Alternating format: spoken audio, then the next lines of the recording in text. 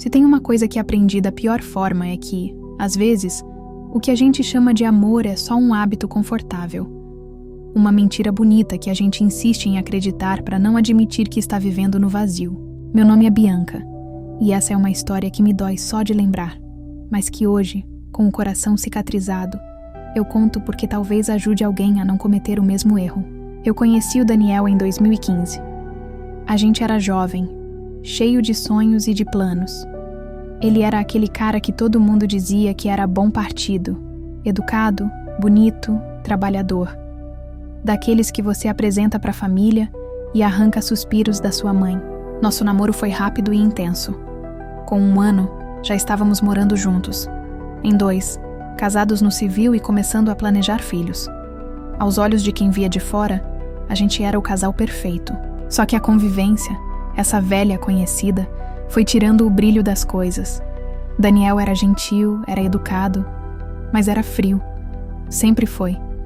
E eu, tonta, achava que isso era só o jeito dele, que uma hora ele ia se abrir, se entregar mais. No começo eu nem ligava muito. A rotina distraía, o trabalho ocupava minha cabeça, os amigos, a família, até que o silêncio entre a gente foi ficando grande demais para ignorar. Era estranho. Ele me chamava de amor o tempo todo. Bom dia, amor. Tô com saudade, amor.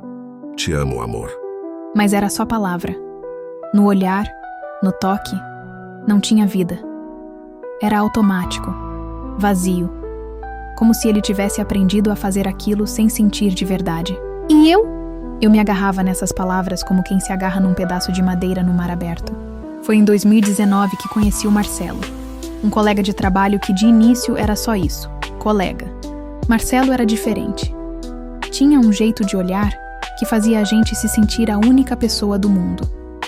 Era atento aos detalhes, perguntava como eu estava e escutava de verdade. Não era só o que ele dizia, era como ele dizia. Eu resisti, juro que resisti. Por meses coloquei uma muralha entre nós dois. Quando ele chegava perto demais, eu me afastava.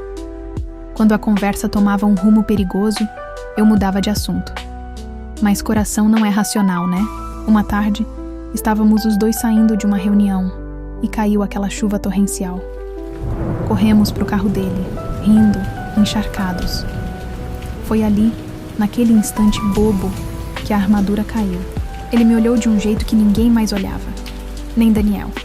Um olhar que dizia sem palavras: eu vejo você. E eu, fraca, querendo ser vista, me deixei levar. O primeiro beijo aconteceu naquela tarde. Um beijo com gosto de proibido, de medo, mas também de vida. Voltei para casa cheia de culpa, querendo arrancar minha própria pele de tanto nojo de mim mesma. Daniel estava no sofá, vendo TV. Nem notou que eu entrei molhada, nem perguntou como foi meu dia. Oi, amor. O que tem para jantar? Eu queria gritar. Queria dizer que eu era invisível ali, que eu era só uma sombra andando pelos cômodos, mas calei, porque era isso que a gente fazia. Fingia que estava tudo bem. Os encontros com Marcelo se tornaram meu escape. Não era frequente, não era banal. Era intenso. Cada toque, cada conversa, cada momento me lembrava do que era ser desejada, amada de verdade. Marcelo nunca me pressionou. Nunca exigiu que eu largasse tudo. Ele só existia para me lembrar que eu merecia mais do que um amor automático. E eu vivia dividida. De um lado, o Daniel, com sua estabilidade, sua previsibilidade, seu amor protocolar. Do outro, Marcelo, com a paixão, o calor, a vida. Não era justo. Nem com Daniel, nem comigo, nem com Marcelo. Eu sabia disso. Mas a coragem, essa safada, só vem quando a dor de ficar é maior que o medo de partir. O que começou como pequenos encontros secretos foi virando um peso que eu carregava no peito todos os dias. Cada vez que Daniel me chamava de amor, eu sentia uma pontada de culpa, mas também sentia raiva. Raiva de mim, por não ter força para sair daquela farsa, e raiva dele por nem perceber que eu já não era mais a mesma. A gente viveu junto tanto tempo que virou automático. Ele não perguntava mais como foi meu dia. Eu não perguntava mais se ele estava bem. Dormíamos de costas um pro outro, cumprindo tabela. Às vezes, de madrugada, Eu acordava e ficava olhando para o teto, pensando que aquela não era a vida que eu sonhei para mim. Que em algum momento eu me perdi tentando ser a mulher perfeita, tentando manter um casamento perfeito, quando na verdade nem havia mais casamento. Com o Marcelo, eu me sentia viva, mas também me sentia errada. Não era só uma questão de trair o Daniel. Eu estava traindo a mim mesma, me permitindo viver um amor escondido, no escuro, como se fosse algo sujo. Até que um dia, numa tarde comum, aconteceu o que eu sempre temi. Eu e Marcelo estávamos no carro dele, estacionados numa rua meio afastada, conversando.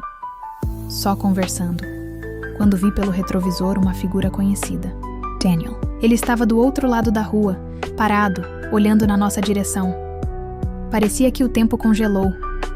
Por um segundo, eu achei que fosse minha cabeça pregando uma peça. Mas não. Era ele. De braços cruzados, olhar duro, maxilar travado. O que você está fazendo aqui, Bianca? Ele perguntou assim que se aproximou. Eu não soube o que dizer. Marcelo, muito mais calmo do que eu jamais conseguiria ser, apenas disse: A gente só estava conversando. Daniel não respondeu, só me olhou. E naquele olhar, eu vi tudo. A decepção, a mágoa, a humilhação. Naquela noite, Daniel não voltou para casa, e nem eu dormi. No dia seguinte, ele me mandou uma mensagem. Quando quiser passar para pegar suas coisas, me avisa. Simples assim. Nenhuma discussão, nenhum pedido de explicação, nenhuma lágrima. Ele era assim, gelado até na dor. Fui até nosso apartamento dias depois. Entrei e vi que ele já tinha separado minhas coisas em caixas. Roupas, livros, algumas fotos. Tudo empilhado na sala como se eu fosse só mais um móvel sendo removido. Enquanto eu juntava minhas últimas coisas, ele apareceu na porta da sala. Estava abatido, mas mantinha aquela pose firme. Por que, Bianca? Porque eu cansei de ser invisível. Ele ficou me olhando por uns segundos e disse: Eu te amei do meu jeito. E era esse o problema. O jeito dele nunca foi suficiente para mim. Saí dali com uma mala numa mão e um buraco no peito. Marcelo me ofereceu apoio. Disse que eu podia ficar na casa dele até me ajeitar. Mas eu recusei. Eu precisava de tempo, de espaço. Precisava entender quem eu era sem ser a esposa do Daniel ou a outra do Marcelo. Aluguei um apartamento pequeno, simples, e fui recomeçar, sozinha. Nos primeiros meses, chorei mais do que sorri. Me sentia uma criminosa, uma traidora, uma mulher fraca. Mas também sentia uma pontinha de alívio, lá no fundo. Um respiro de liberdade. Marcelo continuou me procurando. Dizia que me amava, que agora a gente podia viver nosso amor sem culpa, sem medo. Agora somos nós dois, Bianca. Mas não era tão simples. Eu percebi com o tempo que o que eu sentia por ele era mais uma fuga do que amor verdadeiro. Ele foi o que me tirou do buraco, sim.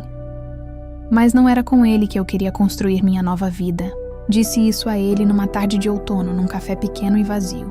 Marcelo, eu sou grata por tudo, mas eu preciso ficar sozinha, preciso me encontrar. Ele entendeu. Pelo menos fingiu entender. Saímos dali e nunca mais nos vimos. O silêncio que veio depois foi ensurdecedor, mas foi necessário. Foi nesse silêncio que eu comecei a me ouvir de verdade. A vida sozinha, no começo, foi assustadora. Eu acordava e não tinha ninguém para dividir o café, para dividir as contas, para dividir a vida. E por mais que o Daniel tenha sido ausente, o vazio de agora era diferente. Era real. Passei meses tentando preencher os buracos que tinham ficado. Me joguei no trabalho, comecei terapia, voltei a fazer coisas que eu gostava e que, há tempos, tinha esquecido. Andar de bicicleta no fim da tarde, ir ao cinema sozinha, cozinhar para mim mesma sem pressa. Foi no meio dessa reconstrução silenciosa que a saudade bateu. Não saudade do Daniel ou do Marcelo, saudade de quem eu era antes de tudo. Antes de ser só amor na boca de alguém que não me olhava nos olhos. Antes de ser só uma fuga para um homem que não era meu. Lembro de uma tarde chuvosa em que sentei na varanda do meu minúsculo apartamento com uma xícara de chá na mão e pensei: quem eu sou agora? Sem rótulos, sem máscaras, sem estar atrelada a ninguém. E pela primeira vez em anos sorri. Demorou, mas eu entendi que eu não precisava ser metade de nada. Eu podia ser inteira. Inteira na minha solidão. Inteira nas minhas escolhas. inteira até nos meus erros. O Daniel? Descobri meses depois que ele começou a namorar uma moça mais nova, colega de trabalho dele. Um amigo em comum me contou que ele repetia com ela o mesmo padrão: frio, distante, protocolar. O Marcelo? Soube que arranjou alguém também. Tentou casar rápido, como se estivesse buscando tapar o buraco que deixei. Mas parece que também não deu certo. E eu? Eu fui reaprendendo a andar. Sem pressa, sem desespero, sem buscar no outro o que só eu podia me dar: paz. No final de 2023, depois de quase 2 anos de solidão fértil, conheci alguém. Mas dessa vez, foi diferente. Não foi num aplicativo, nem por amigos, nem na correria da vida. Foi numa livraria. Ele estava folheando o mesmo livro que eu queria pegar. Rimos da coincidência, conversamos sobre o autor, e de um jeito natural, a conversa deslanchou. O nome dele era Caio, gentil, calmo, com um sorriso tímido, mas um olhar firme. Olhar de quem escuta mais do que fala. Dessa vez eu fui devagar, sem pressa, sem expectativas irreais. Caio sabia da minha história. Um dia, numa tarde qualquer, entre uma xícara de café e outra, eu contei tudo. Ele me ouviu em silêncio, e depois disse: Todo mundo já errou tentando ser feliz, Bianca. Você só foi corajosa o suficiente para não se conformar com menos do que merecia. Chorei, de alívio, de gratidão, de tudo misturado. A gente começou um namoro leve, bonito, baseado em respeito e sinceridade. Nada de promessas vazias, nada de amor automático. Com ele, tudo é dito com olhar, com gesto, com presença. Demorou, mas eu aprendi. Amor de verdade não sufoca, não exige, não diminui. Amor de verdade é casa, é porto, é paz. A traição que cometi ainda pesa na minha consciência às vezes. Não me orgulho do que fiz, mas entendo que ela foi o empurrão que eu precisava para sair de um casamento morto e reencontrar a vida. E Daniel? Nunca mais nos falamos. Soube que ele ficou ressentido, amargo, que comenta com quem quer ouvir que eu destruí nosso casamento. Mas no fundo, só eu e ele sabemos a verdade. O que destruiu nosso casamento foi o silêncio, a ausência, o vazio. Eu só fui a primeira a ter coragem de admitir. A vida tem dessas coisas. Ela arranca a gente do chão sem aviso, derruba, quebra, machuca. Mas, se a gente tiver paciência, ela também ensina a colar os pedaços de um jeito que a gente nunca imaginou ser capaz. Hoje, eu moro num apartamento pequeno, cheio de plantas e janelas grandes, onde entra aquele sol gostoso de fim de tarde. Caio às vezes dorme por aqui, mas cada um tem seu espaço, seu tempo, seu ritmo. Sem cobranças, sem jogos. E eu tenho paz. Paz para acordar e tomar café olhando pela janela. Paz para ler meus livros em silêncio. Paz para sair sozinha quando quero.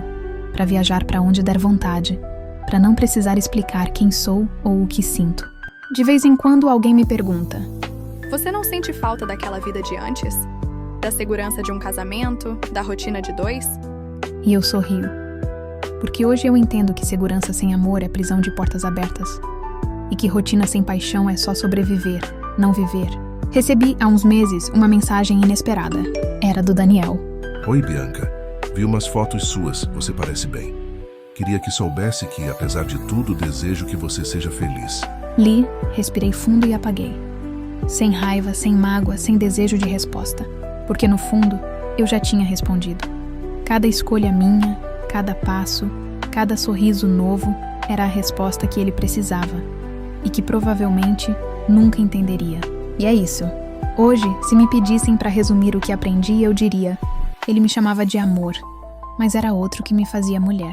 Mas hoje sou eu que me faço mulher. Mulher inteira, mulher livre, mulher dona de si. E não trocaria essa liberdade por nada. Atualização 1 ano depois. Voltei aqui porque achei que vocês gostariam de saber. Estou casada. Mas calma, nada de grandes festas ou vestidos de princesa.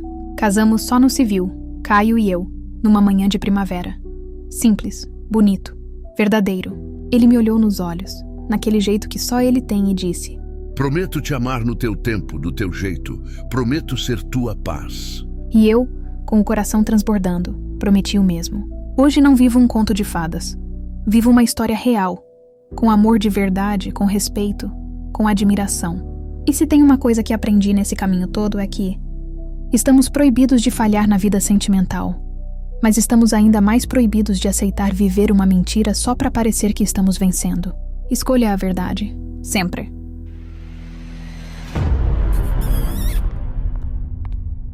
Relatos de traição.